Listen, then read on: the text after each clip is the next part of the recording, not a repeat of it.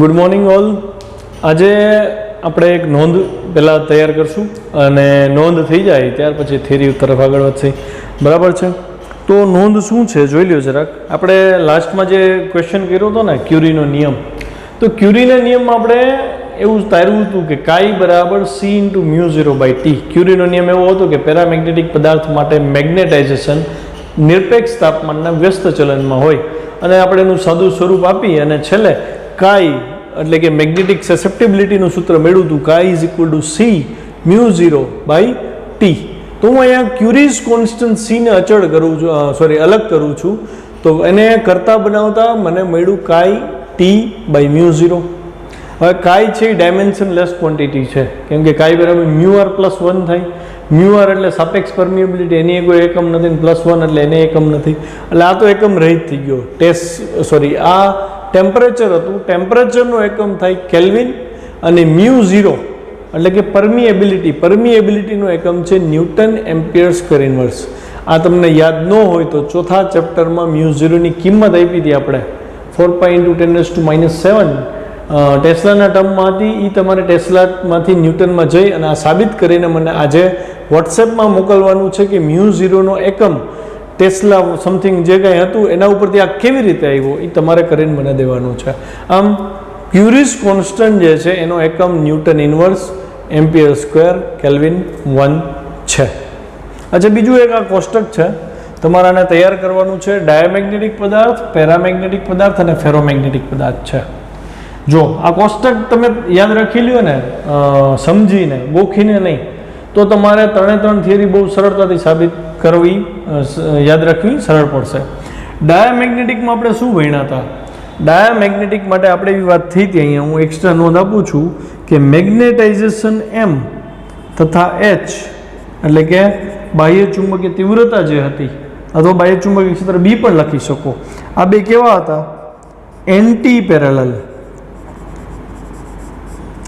એટલે કે પ્રતિ સમાંતર હતા, બે વિરુદ્ધ દિશામાં હતા. વિરુદ્ધ દિશામાં હોય ને એટલે આપણે કાંઈ ઋણ થાય, એ ઋણ થાય પણ કેટલો? તો કે -1 થી 0 ની વચ્ચેની કિંમત હશે એની. આ તમારે આમ યાદ રાખવાનું છે ડાયામેગ્નેટિક માટે. બરાબર છે? અચ્છા, હું આ ત્રણેય પદમાં 1 એડ કરી દઉં તો -1 + 1 શું થાય? 0. અહીંયા 1 એડ કરું એટલે 1 + કાઈ થાય, અને આપણને ખબર છે 1 + કાઈ એટલે સાપેક્ષ પરમિએબિલિટી થાય, એટલે મેં અહીં લખ્યું μr, અને આમાં 1 એડ કર્યા એટલે 1 થઈ ગયા. તો અહીંયા μr ની વેલ્યુ 1 અને 0 ની વચ્ચેની અથવા 0 પણ હોઈ શકે. બીજી વસ્તુ, આ μr ઇઝ લેસ દેન μ0. સાપેક્ષ પરમિએબિલિટી મૂળ પરમિએબિલિટી શૂન્યાવકાશની પરમિએબિલિટી કરતાં ઓછી હોય. શું કામ? તો કે સાપેક્ષ પરમિએબિલિટી એટલે μr બરાબર μ/μ0 થાય. હવે આપણે જોયું હતું કે ડાયામેગ્નેટિક છે ને ચુંબકીય ક્ષેત્રનો વિરોધ કરે. મેં આગળના લેક્ચરમાં એવી ચર્ચા કરી હતી કે મેગ્નેટિક ફિલ્ડ જે છે એ પરમિએબિલિટી ઉપર આધાર રાખે. B ચલે છે μ થાય, B0 બરાબર μ0H તો જોયું હતું આપણે. જેમ પરમિએબિલિટી વધે મેગ્નેટિક ફિલ્ડ વધે ને, એટલે જેમ પરમિએબિલિટી ઘટે તો મેગ્નેટિક ફિલ્ડ ઘટે. તો ડાયામેગ્નેટિકમાં શું થતું હતું? તો કે મેગ્નેટિક ફિલ્ડ ઘટતું હતું, એનો મતલબ ડાયામેગ્નેટિક પરમિએબિલિટી કેવી હશે? આના કરતાં ઓછી. આના કરતાં ઓછી હોય એટલે μ/μ0 લેસ દેન 1 થાય, એટલે μr લેસ દેન શું થશે? 1 થાય. તો હું અહીં લખી શકું ને, અહીંયા μr લેસ દેન અહીં μ લેસ દેન μ0 આવે, μr નહીં આવે. બરાબર છે? તો μr લેસ દેન 1 છે, તો અહીં μ/μ0 લેસ દેન 1 માટે μ લેસ દેન μ0 થાય. ઓકે, આટલું લખી લ્યો ફટાફટ, પછી આગળની ડિસ્કસ કરીએ આપણે.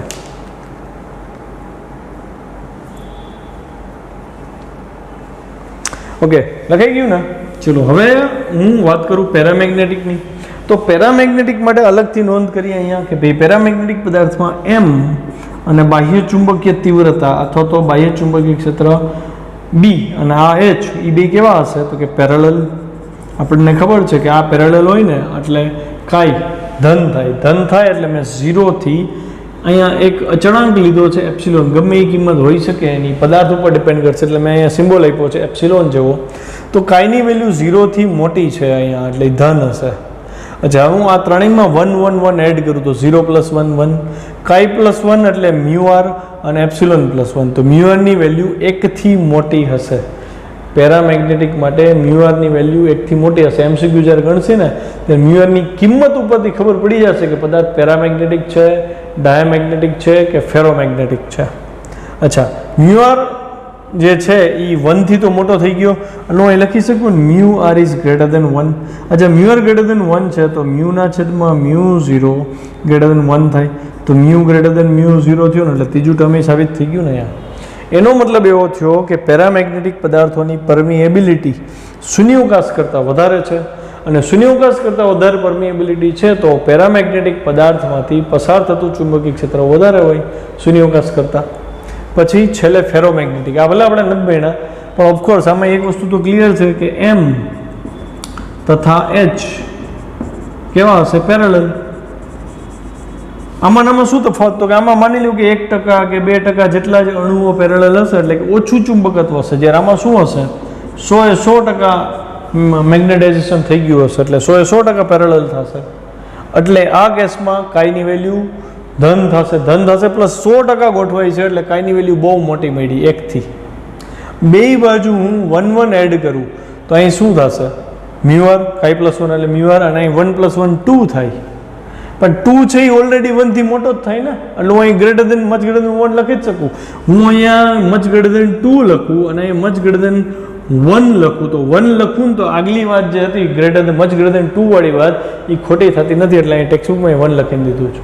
બીજી વસ્તુ આપણને ખબર છે μr ઇઝ મચ ગ્રેટર દેન 1 છે, તો μr ની વેલ્યુ હતી μ/μ0 મચ ગ્રેટર દેન 1 થાય, તો μ is also much greater than μ0, એટલે કે શૂન્યાવકાશ કરતાં લોખંડ છે, પોલાદ છે એની પરમિએબિલિટી બહુ વધારે હશે એટલે જ એનું મેગ્નેટાઇઝેશન 100% થાય, મતલબ કે એમાંથી વધારેમાં વધારે મેગ્નેટિક ફિલ્ડ પાસ થશે. તો આ નોંધ કરી લેજો. હવે નેક્સ્ટ થિયરી તરફ આગળ વધીએ. ક્વેશ્ચન 19, ફેરોમેગ્નેટિક પદાર્થ એટલે શું અને એનું કન્સ્ટ્રક્શન શું છે એ આપણે સમજવાનું. બરાબર, બહુ ડિટેલમાં જવાની જરૂર નહીં પડે કેમ કે પેરામેગ્નેટિક તમારું ક્લિયર છે, ડાયામેગ્નેટિક ક્લિયર છે, અને પેરામેગ્નેટિકના એન્ડમાં આપણે વાત થઈ હતી કે જો એનું તાપમાન ઘટાડતા જાય તો 100% મેગ્નેટાઇઝેશન થઈ જાય, અને 100% મેગ્નેટાઇઝેશન થાય તો ફેરોમેગ્નેટિક બને. પણ એ તો વાત હતી પેરામેગ્નેટિકમાંથી ફેરોમેગ્નેટિકની, બરાબર. પણ હવે એકચ્યુઅલમાં કુદરતી રીતે જે ફેરોમેગ્નેટિક મળી આવે છે એનું કન્સ્ટ્રક્શન કેવું છે એ સમજીએ. બરાબર, પહેલો પોઈન્ટ એનો પેરામેગ્નેટિક પદાર્થ સાથે મેચ થાય એવો કયો? તો કે જો ફેરોમેગ્નેટિક પદાર્થના અણુઓની વાત કરીએ તો એની પાસે પણ પરમેનન્ટ ડાયપોલ મોમેન્ટ છે જે પેરામેગ્નેટિકના અણુઓ પાસે હતી. બીજી વસ્તુ, આપણે પેરામેગ્નેટિક માટે એવું કીધું હતું કે બાહ્ય ચુંબકીય ક્ષેત્ર મૂકો ને તો એમાં અલ્પ પ્રમાણમાં ચુંબકત્વ પ્રેરિત થતું હતું, અને જ્યારે ફેરોમેગ્નેટિક પદાર્થને બાહ્ય ચુંબકીય ક્ષેત્ર મૂકો તો એ પ્રબળ ચુંબકત્વ ધારણ કરે છે. બીજી વસ્તુ, આપણે પેરામેગ્નેટિકમાં એમ કીધું હતું ને કે 5-6% કે 2% 3% જેવું એનું બાહ્ય મેગ્નેટિક ફિલ્ડ અને જેવું એનું ટેમ્પરેચર એ પ્રમાણે મેગ્નેટાઇઝેશન થાય. ફેરોમેગ્નેટિક પદાર્થને જ્યારે તમે ચુંબકીય ક્ષેત્રમાં નથી મૂકતા ત્યારની વાત કરી છે, ત્યારે શું થાય?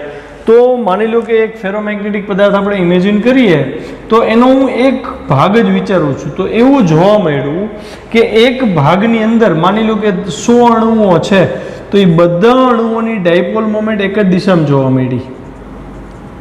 સમજો પડે છે? અચ્છા, મેં એની બાજુનો જ ભાગ જો ધ્યાનમાં લીધો તો એના બધા અણુઓની ડાયપોલ મોમેન્ટ આપણે લઈ મેગ્નેટિક ડાયપોલ મોમેન્ટ, તો એની દિશા પાછી કંઈક અલગ જોવા મળી, પણ એ બધાની પાછી વ્યક્તિગત સમાન હતી. મતલબ ફેરોમેગ્નેટિકની અંદર નાના નાના એવા ખંડ જોવા મળ્યા કે એ ખંડમાં રહેલા તમામ પરમાણુઓ ની ડાયપોલ મોમેન્ટ એક દિશામાં હોય, પણ એ ખંડ અને બાજુનો ખંડ એની ડાયપોલ મોમેન્ટ જો ચેક કરો તો એ પછી અલગ અલગ દિશામાં હોય. એટલે થાય શું? તો કે એક લોખંડનો અથવા એક ફેરોમેગ્નેટિકનો ટુકડો હોય એમાં આવા ઘણા બધા ખંડ હોય, તો એ બધા વ્યક્તિગત ખંડ દરેક ડાયપોલ મોમેન્ટ ધરાવે છે, પણ એ બધાની ડાયપોલ મોમેન્ટ ખંડ દીઠ અલગ અલગ છે. એટલે નેટ મેગ્નેટિક મોમેન્ટ શું થઈ જાય? 0. હવે 0 ડાયપોલ મોમેન્ટ થઈ ગઈ ને એટલે એમને લોખંડનો ટુકડો આકર્ષણ કરી શકતો નથી, એટલે કે મેગ્નેટની જેમ બિહેવ કરતો નથી. પણ જો હું એને બાહ્ય ચુંબકીય ક્ષેત્ર આપું તો દરેકે દરેક ખંડના મેગ્નેટિક ડાયપોલ મોમેન્ટ એક જ દિશામાં ગોઠવાશે અને એક મોટો ખંડ બનશે જેના દરેક અણુઓની ડાયપોલ મોમેન્ટ એક જ દિશામાં થશે, એટલે કે 100% મેગ્નેટાઇઝેશન થયું કહેવાય, અને એના લીધે એ પ્રબળ ચુંબકની જેમ વર્તન કરશે. That's it. થિયરી જોઈએ આપણે ફટાફટ. ફેરોમેગ્નેટિક પદાર્થને બાહ્ય ચુંબકીય ક્ષેત્રમાં મૂકતા પ્રબળ ચુંબકત્વ ધારણ કરે. પેરામેગ્નેટિકના પહેલા પોઈન્ટમાં નિર્બળ હતું. આ પદાર્થો નિર્બળ ક્ષેત્રથી પ્રબળ ક્ષેત્ર તરફ જવાનું પ્રબળ વલણ ધરાવે છે, તે ચુંબક તરફ આકર્ષાય.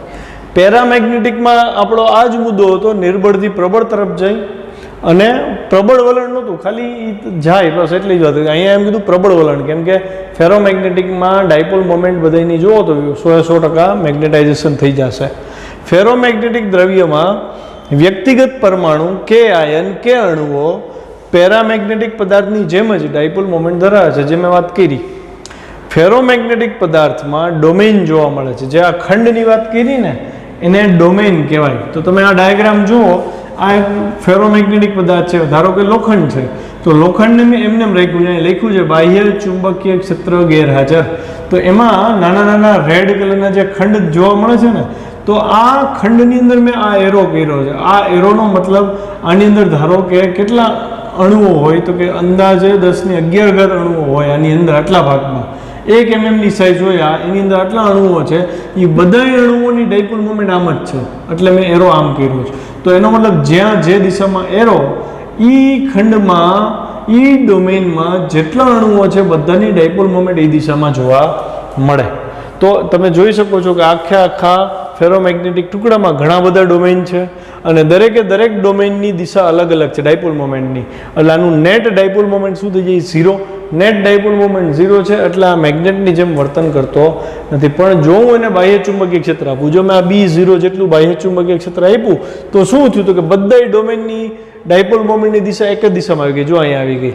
અને જેમ પેરામેગ્નેટિકની વાત હતી ને, પેરામેગ્નેટિકમાં ડાયપોલ મોમેન્ટની દિશા અને મેગ્નેટિક ફિલ્ડ, બાહ્ય મેગ્નેટિક ફિલ્ડની દિશા બે સરખી હોય. એ જ વસ્તુ અહીંયા જોવા મળે કે અહીંયા ડાયપોલ મોમેન્ટની દિશા અને બાહ્ય ચુંબકીય ક્ષેત્ર બે પેરેલલ હશે. એટલે આનો કાંઈ પણ ધન થાય, જે આપણે આગળ કોષ્ટકમાં વાત કરી કે કાંઈ ઇઝ મચ ગ્રેટર દેન 1 થશે. ઓકે, ફેરોમેગ્નેટિક પદાર્થમાં ડોમેઇન જોવા મળે છે, જેમાં પરમાણુઓ એવી રીતે ગોઠવાય છે કે જેથી તેની ડાયપોલ મોમેન્ટ એક જ દિશામાં મળે. ડોમેઇનની વાત છે, ખાલી ડોમેઇનમાં એક દિશામાં ડાયપોલ મોમેન્ટ જોવા મળે. આમ પ્રત્યેક ડોમેઇનનું મેગ્નેટાઇઝેશન થઈ ગયું. મતલબ હું આટલો ભાગ હાઇલાઇટ કરું તો હું એવું કહી શકું કે આટલો ભાગ કુદરતી રીતે જ મેગ્નેટાઇઝ થયેલો છે. કેમ? તો કે એની અંદર 10⁻11 અણુઓ એક જ ડિરેક્શનમાં ગોઠવેલી છે, એટલે આટલો ભાગ મેગ્નેટાઇઝેશન થયેલો છે. આનું મેગ્નેટાઇઝેશન છે, પણ આનું મેગ્નેટાઇઝેશન અને આનું મેગ્નેટાઇઝેશન અલગ અલગ દિશામાં છે. એટલે આખાનું જો નેટ મેગ્નેટાઇઝેશન લઈ તો એ 0 થાય. આમ પ્રત્યેક ડોમેનનું મેગ્નેટાઇઝેશન થયું હોય છે, પરંતુ સમગ્ર પદાર્થનો વિચાર કરવામાં આવે તો અલગ અલગ ડોમેનની ડાયપોલ મોમેન્ટ અસ્તવ્યસ્ત છે. તેથી પરિણામી મેગ્નેટાઇઝેશન 0 મળે છે, જે આકૃતિમાં દર્શાવેલું છે. આકૃતિ મેં અહીંયા દોરી છે, તમારા આ મુદ્દા પછી દોરવાની થશે. ડોમેઇનનું પરિમાણ લગભગ mm છે, 1 mm છે, મેં પહેલાં કીધું હતું. અને અંદાજે 10⁻11 પરમાણુ એમાં રહેલા છે.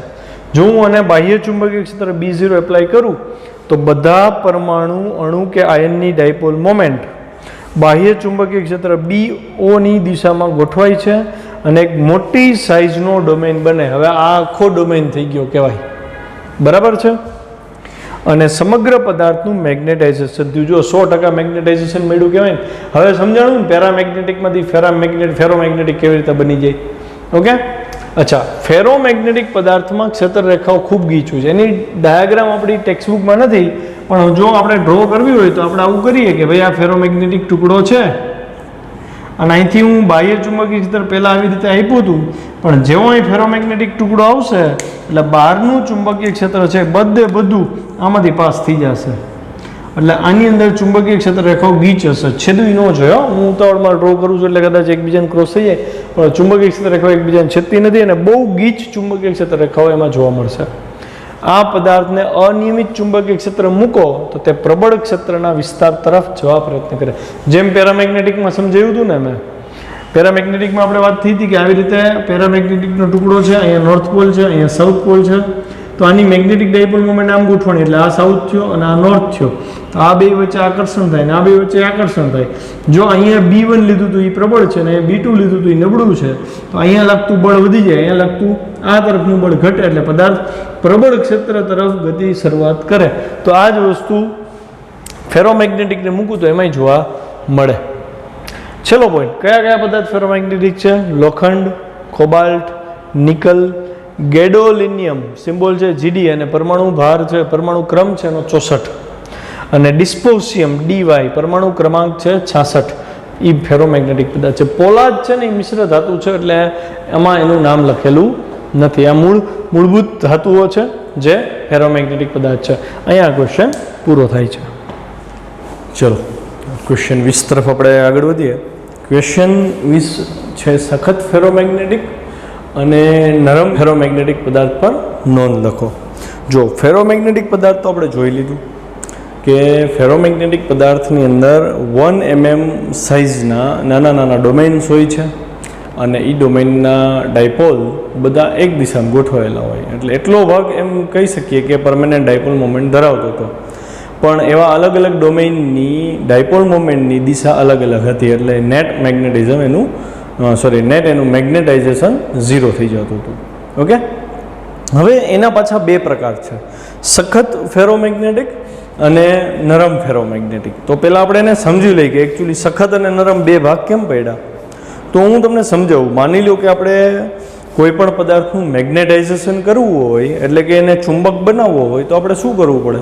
તો કે એને કાં તો હથોડાથી ટીપવામાં આવે, બરાબર, જૂની પદ્ધતિ જે હતી, ઉત્તર દક્ષિણ દિશામાં રાખીને જો ટીપવામાં આવે તો એ મેગ્નેટ બને, અથવા મેગ્નેટને એની ઉપર ઘસવામાં આવે તો એ મેગ્નેટ બને. અને જે લેટેસ્ટ મેથડ છે એ શું હતી? તો કે કોઈ પણ ફેરોમેગ્નેટિક પદાર્થ હોય એને તમે બાહ્ય ચુંબકીય ક્ષેત્રમાં રાખો, પ્રબળ બાહ્ય ચુંબકીય ક્ષેત્રમાં, તો ધીમે ધીમે એનું મેગ્નેટાઇઝેશન થાય, અને પ્રબળ ચુંબકીય ક્ષેત્રની હાજરીમાં જ્યારે 100% મેગ્નેટાઇઝેશન થાય તો એ ફેરોમેગ્નેટિક પદાર્થ મેગ્નેટ બની જાય. હવે જોજો ધ્યાનથી, કુદરતમાં એવા બે પ્રકારના પદાર્થ મળ્યા. માની લો કે બાહ્ય ચુંબકીય ક્ષેત્ર માટે હું સોલેનોઇડને ધ્યાનમાં લઉં તો આપણને ખબર છે કે નળાકાર જે સોલેનોઇડ હોય એનો જે વચ્ચેનો ગર્ભ ભાગ જે છે, એ ગર્ભ ભાગની અંદર જો હું ફેરોમેગ્નેટિક પદાર્થનો સળિયો અંદર મૂકી દઉં, તો આપણે આ ચર્ચા ચોથા ચેપ્ટરમાં આવી હતી, પાંચમા ચેપ્ટરમાં આવી કે જો સળિયો અંદર જશે તો સળિયા પહેલાંનું મેગ્નેટિક ફિલ્ડ μ0 ni હતું, જે સોલેનોઇડનું અંદરનું મેગ્નેટિક ફિલ્ડ હોય લાંબા સોલેનોઇડ માટે. હવે જેવો આ સળિયો અંદર જશે અને આ ફેરોમેગ્નેટિક પદાર્થ છે, તો એના લીધે બે પ્રકારના મેગ્નેટિક ફિલ્ડ મળે, એક બહારના પ્રવાહને લીધે અને એક આનું મેગ્નેટાઇઝેશન થયું, એટલે આ પોતે મેગ્નેટ જેવું બિહેવ કરશે એનું. એટલે આપણે એને લખ્યું હતું B બરાબર BI plus BO, B internal plus B outer. તો જે BO હતું, B0 જે હતું, એ આપણે લખતા હતા μ0 × H, યાદ આવ્યું? અને જે આમાં મેગ્નેટાઇઝેશનને લીધે મળ્યું હતું એને આપણે કીધું હતું μ0 × M. પછી આપણે લખતા હતા B બરાબર μ0 કોમન M પ્લસ H. પછી એમની બદલે આપણે એમ ને એચ ને કાયવાળો સંબંધ આપણે ધાર્યો તો M બરાબર કાય H વાળો, એની વેલ્યુઝ મૂકીને છેલ્લે આપણને એવું સમીકરણ મળ્યું હતું B બરાબર μ × H, જ્યાં H ચુંબકીય તીવ્રતા છે. એનો મતલબ આનું મેગ્નેટાઇઝેશન થયું. અહીં સુધી તો આપણે ભણી ગયા છીએ. હવે આગળ કે આ પદાર્થનું મેગ્નેટાઇઝેશન થયું. ઓકે, ચલો આ અત્યારે સ્વિચ ચાલુ છે, સોલેનોઇડની કરંટ એમાંથી ફ્લો કરે છે, એની અંદર મેગ્નેટિક ફિલ્ડ છે, અને એના લીધે આ સળિયો જે છે એની અંદર એ નવું મેગ્નેટિક ફિલ્ડ મળ્યું. ઓકે, હવે હું જો સોલેનોઇડ સાથે જે સર્કિટ જોડી હતી એની સ્વિચ ઓફ કરી દઉં તો શું થશે? સોલેનોઇડમાંથી પ્રવાહ વહેતો બંધ થઈ ગયો, એટલે જે આપણને μ0 ni મળતું એ મળતું બંધ થઈ ગયું. હવે જોવાનું એ છે કે શું આની પાસે મેગ્નેટિઝમ રહેશે? મતલબ આનું જે મેગ્નેટાઇઝેશન થઈ ગયું હતું એ જ દિશામાં ગોઠવાયેલું રહેશે. ફેરોમેગ્નેટિક છે પદાર્થ, આપણે કીધું હતું ને કે ફેરોમેગ્નેટિક પદાર્થ એટલે એના ડોમેન એમના એમ પડ્યા રહેશે જે દિશામાં ગોઠવાયેલા છે એ દિશામાં. એટલે કે આના મેગ્નેટાઇઝેશનમાં કાંઈ ફરક ન પડે જો, તો આને સખત ફેરોમેગ્નેટિક પદાર્થ કહેવાય. મતલબ ધારી લ્યો, ઉદાહરણ આપું છું સરસ, કે 100 ડોમેન છે ધારો કે, તો 100 ડોમેન જ્યારે મેં સ્વિચ ચાલુ રાખી હતી ત્યારે 100 ડોમેન બધા એક ડિરેક્શનમાં જ ડાયપોલ મોમેન્ટ આપતા હતા. ખ્યાલ આવે? બધાનું ડાયપોલ મોમેન્ટ એક દિશામાં હતું, એટલે કે આ પદાર્થ હવે મેગ્નેટ બની ગયો, એનું સેચ્યુરેશન એટલે કે સંતૃપ્ત મેગ્નેટાઇઝેશન થઈ ગયું છે. ઓકે, હવે હું સ્વિચ બંધ કરી દઉં તો શું થાય? તો શું આ 100%નું 90%, 80% થાય છે? જો આ સોલેનોઇડની બહાર નીકળી જાય તોય એનું મેગ્નેટિઝમ ઘટી જાય છે, એનું મેગ્નેટાઇઝેશન ઘટી જાય છે. શું એ નબળું ચુંબકત્વ ધારણ કરશે કે જે 100% એને મળ્યું હતું એ જ રહેશે? હું એવું કહીશ કે જો એના 100 ડોમેઇન સોલેનોઇડની બહાર કાઢ્યા પછી પણ અથવા તો પ્રવાહ બંધ કર્યા પછી પણ એક જ ડિરેક્શનમાં ગોઠવાયેલા રહીએ, એટલે કે સંતૃપ્ત અવસ્થામાં રહીએ, તો આ હવે પોતે સેપરેટ અલગથી પરમેનન્ટ મેગ્નેટ બની ગયું કહેવાય, કાયમી ચુંબક બન્યું કહેવાય. જે પદાર્થમાંથી કાયમી ચુંબક બને એ બધાય સખત ફેરોમેગ્નેટિક હોય. એક લાઇનમાં સખત ફેરોમેગ્નેટિક સમજવું હોય તો હું એવું કહી શકું કે બહારથી ચુંબકીય ક્ષેત્ર જે આપ્યું હતું આપણે સોલેનોઇડનું એને હું દૂર કરી લઉં છું, છતાંય આ પદાર્થ જો પોતાનું મેગ્નેટાઇઝેશન લોસ ન કરે, ગુમાવે નહીં, પૂરેપૂરું જાળવી રાખે, તો એવા પદાર્થને સખત ફેરોમેગ્નેટિક પદાર્થ કહેવાય. ઉદાહરણ તરીકે એલ્નિકો ધાતુ છે, મિશ્ર ધાતુ છે actually, aluminium, nickel, cobalt, iron અને તાંબુ, આ 5 ધાતુઓના મિક્સચરથી બનેલી જે મિશ્ર ધાતુ છે એલ્નિકો, એ એક પ્રકારનો ફેરોમેગ્નેટિક પદાર્થ છે. એટલે કે એલ્નિકોના સળિયાને જો હું સોલેનોઇડની અંદર રાખું અને એને પૂરતું પ્રબળ ચુંબકીય ક્ષેત્ર આપવામાં આવે તો એ સળિયાનું મેગ્નેટાઇઝેશન 100% થશે, એટલે કે એ મેગ્નેટ બની ગયું. હવે હું એ સળિયાને બહાર કાઢી લઉં તો એ હવે મેગ્નેટ જ રહેશે, હવે એ સામાન્ય ધાતુ નહીં રહે. ખ્યાલ આવ્યો? એવી જ રીતે લોડ સ્ટોન કરીને પદાર્થ આવે છે જે કુદરતી રીતે મળી આવે છે, તો લોડ સ્ટોન પણ આવો જ ફેરોમેગ્નેટિક પદાર્થ છે કે જે સખત ફેરોમેગ્નેટિકની શ્રેણીમાં આવે. તો સવાલ એ આવે તો નરમ ફેરોમેગ્નેટિક કોને કહેવાય? તો નરમ ફેરોમેગ્નેટિકનું હું તમને સરસ ઉદાહરણ આપું. નરમ ફેરોમેગ્નેટિક છે ને, એકચ્યુઅલી ધારો કે હું એમ કહું નરમ લોખંડ, તો નરમ લોખંડ છે એ સોફ્ટ ફેરોમેગ્નેટિક કહેવાય, નરમ ફેરોમેગ્નેટિક કહેવાય. શું કામ? તો કે તમે જ્યારે નરમ ફેરોમેગ્નેટિકના સળિયાને સોલેનોઇડની અંદર મૂકો, કરંટ પાસ કરશો ત્યારે 100% મેગ્નેટાઇઝેશન થઈ ગયું, સંતૃપ્ત અવસ્થા આવી ગઈ. પણ ધારો કે તમે સ્વિચ બંધ કરી, એટલે કે સોલેનોઇડમાંથી પ્રવાહ વહેતો બંધ થયો, તો આનું જે 100% મેગ્નેટાઇઝેશન હતું એ ઘટી જશે. એ ઘટીને એ 40% થઈ જાય, 30% થઈ જાય, 50%. એની કેરેક્ટરિસ્ટિક, એની લાક્ષણિકતા, એના ગુણ ઉપર આધાર રાખશે, એના ડોમેન ઉપર આધાર રાખશે. પણ એક વસ્તુ ક્લિયર કે 100%નું 100% રહેશે નહીં, એટલે કે મેગ્નેટાઇઝેશનમાં ઘટાડો આવ્યો. આપણને ખબર છે મેગ્નેટાઇઝેશનમાં ઘટાડો આવે તો આનું મેગ્નેટિક ફિલ્ડ ડાઉન થાય, એટલે કે આનું ચુંબકત્વ એ ગુમાવે. કેટલું ગુમાવે એ શેનો બનેલો છે એની ઉપર આધાર રાખે. તો એવો પદાર્થ કે જેનું બાહ્ય ચુંબકીય ક્ષેત્ર દૂર કરવામાં આવે તો જો એ પોતાનું મેગ્નેટાઇઝેશન ગુમાવી દે તો એને નરમ ફેરોમેગ્નેટિક કહેવાય. બરાબર છે? બેયના પોતપોતાના ઉપયોગ છે. સખત જે ફેરોમેગ્નેટિક છે એનો ઉપયોગ તો ક્લિયર છે. સખત ફેરોમેગ્નેટિકનો ઉપયોગ શેમાં થાય? તો કે કાયમી ચુંબક બનાવવા. કાયમી ચુંબક કેટલી જગ્યાએ આવે એ તમને ખબર છે, ઘણી બધી જગ્યાનો ઉપયોગ થાય છે. સવાલ છે નરમ ફેરોમેગ્નેટિકનો. નરમ ફેરોમેગ્નેટિકનો ઉપયોગ શું? તો એ સમજીએ. માની લો કે હું એક કોઇલ બનાવું, ધારો કે હું 10,000 ટનવાળી એક કોઇલ બનાવું છું, સોલેનોઇડ નથી કહેતો, હું કોઇલ બનાવી મેં. તો 10,000 ટનવાળી એક કોઇલ બનાવીને એમાંથી આપણે કરંટ પાસ કરી તો શું એ કોઇલ મેગ્નેટિક ફિલ્ડ જનરેટ કરે? ઓફકોર્સ કરવાનું. અને એ મેગ્નેટિક ફિલ્ડ એના સેન્ટર ઉપર લઈ વર્તુળાકાર કોઇલના, તો એ μ0I/2r થાય, ગુણ્યા n થાય, n/, એટલે તો એ જે મેગ્નેટિક ફિલ્ડ મળે, હું એમાંથી મોટા મૂલ્યનો પ્રવાહ પસાર કરું તો એ પાવરફુલ મેગ્નેટ બને કે નહીં? આવા ચુંબકને વિદ્યુત ચુંબક આપણે કહી શકીએ. અને એ પણ સોફ્ટ ફેરોમેગ્નેટિક તો ન કહી શકીએ, પણ સોફ્ટ મેગ્નેટ એને કહી શકાય. શું કામ? તો કે તમે જ્યારે સ્વિચ ઓફ કરશો ત્યારે શું થશે? તો કે જેવી તમે સ્વિચ ઓફ કરી તો એનું મેગ્નેટિઝમ શું થઈ જશે? નાબૂદ થઈ જશે. હવે માની લો આપણે સોફ્ટ ફેરોમેગ્નેટિકનો ઉપયોગ સમજવો હોય તો હું એ કોઇલની અંદર વચ્ચેના ગર્ભ ભાગમાં જો હું સોફ્ટ ફેરોમેગ્નેટિક પદાર્થ મૂકી દઉં અને હવે સ્વિચ ઓન કરું તો આપણને બે પ્રકારના મેગ્નેટિક ફિલ્ડ મળે. એક તો કોઇલનું મળે, પ્લસ વચ્ચે જે સોફ્ટ ફેરોમેગ્નેટિક પદાર્થ હતો એનું મેગ્નેટાઇઝેશન થશે, એટલે એ મેગ્નેટિક ફિલ્ડ જનરેટ કરશે. એટલે મોટા પ્રમાણમાં મેગ્નેટિક ફિલ્ડ પ્રાપ્ત થયું આપણને. એ મેગ્નેટિક ફિલ્ડનો ઉપયોગ શું થાય સમજજો. માની લો કે કોઈ ગેરેજ છે ને, એમાં ગાડીઓનો સ્ક્રેપ હોય ને, 4 વ્હીલનો સ્ક્રેપ છે. હવે એ ગાડી તો બહુ ભારે હોય ને શું કરે, પહેલાં મશીનથી દબાવી દે, પછી ઉપાડીને એક જગ્યાએથી બીજી જગ્યાએ રાખવાની હોય. તો એ માણસ તો ન કરી શકે ને ઉપાડીને બીજી જગ્યાએ રાખવું, એટલે લોકો ક્રેનનો ઉપયોગ કરે. ક્રેનથી જો સાંકળથી ને એનાથી બાંધે ને તો બહુ ટાઈમ કન્ઝ્યુમ થઈ જાય, એટલે એ લોકો શું કરે, ગાડી લોખંડની જોઈએ આખી, એટલે એ ક્રેનમાં ફેરોમેગ્નેટિક, સોફ્ટ ફેરોમેગ્નેટિક અને આવી કોઇલ લગાડી દે. હવે એમાંથી સ્વિચ ઓન કરે ને એટલે મેગ્નેટ બની ગયું. ઇલેક્ટ્રિક મેગ્નેટ કહેવાય એને. એનાથી ઓલી ગાડી ચોંટી જશે સીધી, એટલી તાકાત હોય, એટલું પ્રબળ મેગ્નેટિક ફિલ્ડ એમાં પ્રોડ્યુસ થાય. એને ઉપાડીને બીજી જગ્યાએ રાખે. હવે અહીંયાથી એને છૂટું કરવું હોય તો શું કરવું પડે?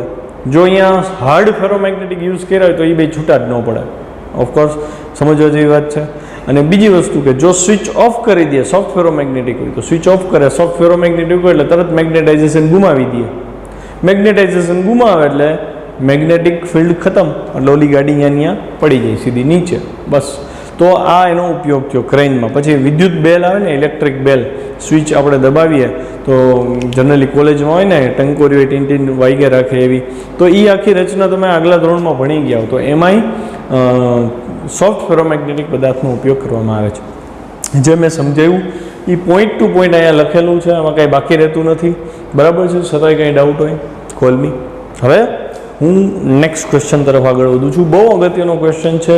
થોડીક પ્રસ્તાવના આપણે આગળના કોન્સેપ્ટમાં આવી ગઈ છે, પણ હવે ડિટેલ જોવું પડશે. ક્વેશ્ચન 21, ક્યુરી તાપમાન સમજાવો. ક્યુરીનો નિયમ આપણે ભણી ગયા. હવે ક્યુરીનો નિયમ શું હતો? કાઈ બરાબર C/μ0/T. ઓકે, તો એનો મતલબ એવો થયો કે પદાર્થની જે ચુંબકીય લાક્ષણિકતા છે એ એના નિરપેક્ષ તાપમાન ઉપર આધાર રાખે. કયા કયા પદાર્થ? તો કે પેરામેગ્નેટિક પદાર્થ અને ફેરોમેગ્નેટિક પદાર્થ. ક્યુરીનો નિયમ શું હતો? કે જો પેરામેગ્નેટિક પદાર્થ છે એનું તાપમાન ઘટાડવામાં આવે તો શું થતું હતું? તો કે પેરામેગ્નેટિક જો પદાર્થનું તાપમાન ઘટે તો એના જે ડાયપોલ અસ્તવ્યસ્ત હતા એ પર્ટિક્યુલર સ્થિર થતા જતા હતા અને એ વધારે મેગ્નેટાઇઝેશન અનુભવતું હતું. બરાબર? અને પછી આપણે લખ્યું હતું કે પેરામેગ્નેટિક પદાર્થ છે એનું મેગ્નેટાઇઝેશન એમ ચલે છે 1/T. યાદ આવે? એમ મેગ્નેટાઇઝેશન ચલે છે 1/T, એટલે કે જેમ તાપમાન ઘટે એમ મેગ્નેટાઇઝેશન વધે. અચ્છા, પછી મેં એવું કીધું હતું કે તાપમાન ઘટતા ઘટતા એક એવું ટેમ્પરેચર આવશે જ્યાં એનું 100% મેગ્નેટાઇઝેશન થઈ જશે. 100% મેગ્નેટાઇઝેશન એટલે એ પદાર્થને આપણે નામ આપ્યું હતું ફેરોમેગ્નેટિક પદાર્થ. હવે ફેરોમેગ્નેટિક એ ક્લિયર છે તમારું. તો 100% જે તાપમાને 100% મેગ્નેટાઇઝેશન થયું એ તાપમાને પદાર્થ પેરામેગ્નેટિકમાંથી શું બન્યો? ફેરોમેગ્નેટિક બન્યો. તો એ તાપમાનને આપણે નામ આપ્યું હતું ક્યુરી તાપમાન. એમાં મેં સમજાવ્યું હતું પેરામેગ્નેટિકમાંથી ફેરોમેગ્નેટિક થાય છે, એટલે કે તાપમાન ઘટે છે. સમજો, પેરામેગ્નેટિક પદાર્થનું તાપમાન ઘટતું જાય છે, મેગ્નેટાઇઝેશન વધતું જાય છે. એક સમય એવો આવ્યો કે એક તાપમાન TC એવું મળ્યું કે અહીંયા પૂરેપૂરું મેગ્નેટાઇઝેશન થઈ ગયું, સંતૃપ્ત અવસ્થા MS આવી ગઈ. તો અહીંયા એ પદાર્થ ફેરોમેગ્નેટિક બન્યો કહેવાય. આપણી ટેક્સ્ટબુકમાં ક્યુરી તાપમાન સમજાવ્યું છે, પણ એમાં શું કીધું છે ખબર છે? ફેરોમેગ્નેટિકમાંથી પેરામેગ્નેટિક આપ્યું છે. બેનો અર્થ એક જ થાય. ફેરોમેગ્નેટિકનું તાપમાન શું કરે છે ખબર? વધારતા જાય છે. ફેરોમેગ્નેટિક આપણને ખબર છે કુદરતી રીતે 100% તો નહીં, પણ એના ડોમેન તો 100% મેગ્નેટાઇઝ હોય છે. હવે જો હું એનું તાપમાન વધારવા માંડું તો એનું મેગ્નેટાઇઝેશન શું થશે? તૂટવા માંડશે, મતલબ સંતૃપ્ત અવસ્થામાંથી બહાર નીકળશે. એક સમય એવો આવશે કે એ 100% ડિસ્ટર્બ થઈ ગયો હશે, મતલબ એનું નેટ મેગ્નેટાઇઝેશન ઓલમોસ્ટ 0 થઈ ગયું હશે. ત્યારે એ ફેરોમેગ્નેટિક પદાર્થ શું બન્યો કહેવાય? પેરામેગ્નેટિક. એનો મતલબ એવો થયો કે જો પેરામેગ્નેટિક પદાર્થનું 100% મેગ્નેટાઇઝેશન થાય તો એ ફેરોમેગ્નેટિક બને, અને ફેરોમેગ્નેટિકનું 0% મેગ્નેટાઇઝેશન થઈ જાય, એટલે કે મેગ્નેટાઇઝેશનની વેલ્યુ જ 0 થઈ જાય તો એ પદાર્થ પેરામેગ્નેટિક બને. જે તાપમાને આ ઘટના બને એને ક્યુરી તાપમાન કહેવાય. પોઈન્ટ વાઇઝ જોઈએ આપણે. દ્રવ્યનો ફેરોમેગ્નેટિક ગુણધર્મ તાપમાન ઉપર આધાર રાખે. જેમ પેરામેગ્નેટિક માટે તાપમાન આધારિત હતું એમ ફેરોમેગ્નેટિક માટે તાપમાન ઉપર એનો ગુણ આધાર રાખે. ફેરોમેગ્નેટિક પદાર્થનું તાપમાન વધારીએ તો તેના પરમાણુની ડાયપોલ મોમેન્ટ અસ્તવ્યસ્ત થાય છે. પેરામેગ્નેટિકમાં શું હતું? તાપમાન ઘટાડતા હતા, અહીંયા વધારે છે. પેરામેગ્નેટિકમાં તાપમાન ઘટાડીએ તો એનું મેગ્નેટાઇઝેશન વધે. ફેરોમેગ્નેટિકમાં તાપમાન વધારીએ તો એનું મેગ્નેટાઇઝેશન ઘટે. નોંધ કરી લેજો હાંસિયામાં. અને ડોમેન છે એ નાશ પામે છે, કેમ કે તાપમાન વધવા માંડ્યું, મેગ્નેટાઇઝેશન ઘટવા માંડ્યું. એક સમય એવો આવશે મેગ્નેટાઇઝેશન 0 એટલે ડોમેન રહેશે નહીં, ડોમેન નાશ પામશે. આથી ફેરોમેગ્નેટિક પદાર્થ ડોમેન નીકળી ગયા ને, શું બની ગયો? પેરામેગ્નેટિક પદાર્થ. એનો મતલબ એવો થયો ક્યુરી તાપમાન એવું ટેમ્પરેચર છે જ્યાંથી પદાર્થ પેરામેગ્નેટિકમાંથી ફેરોમેગ્નેટિક કે ફેરોમેગ્નેટિકમાંથી પેરામેગ્નેટિકમાં રૂપાંતર પામે છે. જે તાપમાને ફેરોમેગ્નેટિક પદાર્થ પેરામેગ્નેટિક પદાર્થમાં રૂપાંતર પામે તે તાપમાનને ક્યુરી તાપમાન TC કહે છે. આવ્યું નહીં જ? જે તાપમાને ફેરોમેગ્નેટિક પદાર્થ પેરામેગ્નેટિકમાં રૂપાંતર પામે તેને તેને ક્યુરી ટેમ્પરેચર કહે છે. ક્યુરી તાપમાનથી ઉપરના તાપમાને, હવે સમજો ક્યુરી તાપમાનથી ઉપરનું તાપમાનમાં શું કર્યું તમે? વધારો કર્યો. તાપમાન વધે તો એ કયો પદાર્થ હોય? ફેરોમેગ્નેટિક હોય કે પેરામેગ્નેટિક હોય? એ સમજવા જેવું છે. આપણે જોયું હતું કે તાપમાન ધીમે ધીમે વધારો છો, ડાયપોલ મોમેન્ટ નાશ પામે છે. એક TC ટેમ્પરેચર આવ્યું, ડાયપોલ મોમેન્ટ 0 થાય, એટલે અહીંયાથી ફેરોમેગ્નેટિક પદાર્થ શેમાં રૂપાંતર પામ્યો? પેરામેગ્નેટિકમાં. એટલે ઊંચું તાપમાન થાય તો એ અવસ્થા પેરામેગ્નેટિક અવસ્થા હોય. ક્યુરી ટેમ્પરેચરથી નીચું તાપમાન હોય તો એ ફેરોમેગ્નેટિક અવસ્થા હોય. હાંસી એમ નોંધ કરી લ્યો કે જો પદાર્થનું તાપમાન ક્યુરી ટેમ્પરેચરથી વધારે હોય તો એ પેરામેગ્નેટિક, અને ક્યુરી ટેમ્પરેચરથી ઓછું હોય તો એ ફેરોમેગ્નેટિક કહેવાય. ઓકે, તો ક્યુરી તાપમાનથી ઉપરના તાપમાને એટલે કે પેરામેગ્નેટિક અવસ્થામાં સસેપ્ટિબિલિટીનું સૂત્ર તમારે આ લખવાનું થશે, કાઈ બરાબર C/T - TC. આ તમારે યાદ રાખવું પડશે. થોડાક નોંધમાં થોડાક પદાર્થ આપ્યા છે જેના ક્યુરી ટેમ્પરેચર છે. જો કોબાલ્ટ છે એ 1394 કેલ્વિને પેરામેગ્નેટિકમાં રૂપાંતર પામે. એનો મતલબ એવો થયો કે બહુ ઊંચા ટેમ્પરેચર સુધી આનું ફેરોમેગ્નેટિઝમ જળવાઈ રહે છે. પછી 1394 કેલ્વિન આવે એટલે જસ્ટ પેરામેગ્નેટિક બન્યું. આયર્ન એટલે કે લોખંડ છે એનું ક્યુરી ટેમ્પરેચર 1043 છે. પછી પેરામેગ્નેટિક બની જશે. આનાથી તાપમાન વધે તો પેરામેગ્નેટિક, આનાથી તાપમાન ઘટે તો ફેરોમેગ્નેટિક. Fe2O3 તો એનું ટેમ્પરેચર 893 છે. નિકલ છે તો 631 છે. અને ગેડોલિનિયમ, આનો ઉલ્લેખ થિયરીમાં આવી ગયો હતો, તો એનું ક્યુરી ટેમ્પરેચર 317 છે. આ તમે જુઓ તો બહુ ઓછું રૂમ ટેમ્પરેચરથી આડેગાડેનું ટેમ્પરેચર થયું આ કેલ્વિનમાં છે. એટલે તો આટલા ટેમ્પરેચરે ગેડોલિનિયમ છે એનું ઓલમોસ્ટ મેગ્નેટાઇઝેશન ગુમાવી ચૂકે છે, અને એ ગુમાવે છે એટલે એ પેરામેગ્નેટિકમાં રૂપાંતર પામે છે. એટલે એવું આપણે કહી શકીએ કે 40-50 તાપમાને આ લગભગ પેરામેગ્નેટિક પદાર્થ જેવો હોય છે. એટલે રૂટીન લાઈફમાં આનો મેગ્નેટ તરીકે ઉપયોગ કરવો હોય તો કરી શકાય નહીં. બહુ લો ટેમ્પરેચરમાં જવું પડે આને સમજવા માટે. ઓકે, અહીંયા આ બે થિયરી પૂરી અને આપણો લેક્ચર પણ પૂરો થાય છે. આને રિગાર્ડિંગ કોઈ પણ ડાઉટ હોય મને કોલ કરો, વોટ્સએપ કરો, કેમ કે આ કોન્સેપ્ટ છોકરાઓ એવા છે હું સમજાવું છું ફટાફટ સમજાઈ જશે. તમને ક્યારે આવડા કહેવાય, તમારે શું કરવું? અરીસા સામે તમને આ થિયરી એકવાર એક્સપ્લેન કરવાની. જો વચ્ચે વચ્ચે અટકી જશો તો એનો મતલબ તમારી તૈયારી બરાબર નથી, તો બોર્ડમાં તકલીફ પડશે જ. બરાબર, બેટર છે કે એકવાર સામે કોકને બેસાડી, જેને જાણતા હોય ને એવાને બેસાડજો અને તમે એને એક્સપ્લેન કરી દો. Okay, by.